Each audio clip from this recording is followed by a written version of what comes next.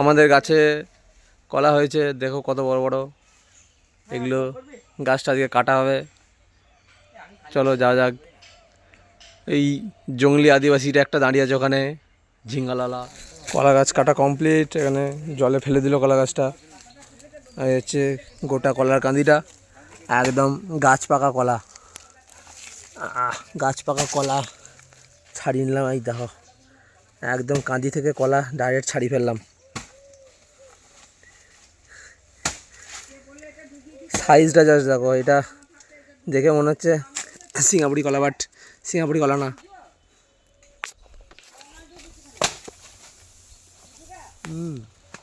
দারুণ test, heavy মিষ্টি।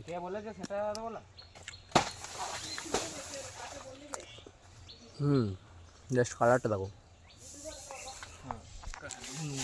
জঙ্গলিটা উঠে এলো কলা গাছ কেটে। আর এটা হচ্ছে কলা গাছের গোড়াটা। এখানে এটাকে থোঁড় বলে। থোঁড় খাওয়ার জন্য খুব উপকারী শরীরের পক্ষে। না দেখেনি, না থোঁড় দেখেছে সবাই। এটাকে থোঁড়, এই জাস্ট এইটুকু হচ্ছে মেন জিনিস, বিশাল উপকারী। তো আর হচ্ছে কলাকাঁদি। কলা গাছ থেকে থোঁড় বার করা হলো, এটা থোঁড় গাছ, থোঁড়। আর ছোটোবেলায় এগুলো সব হাতির দাঁত বলতো।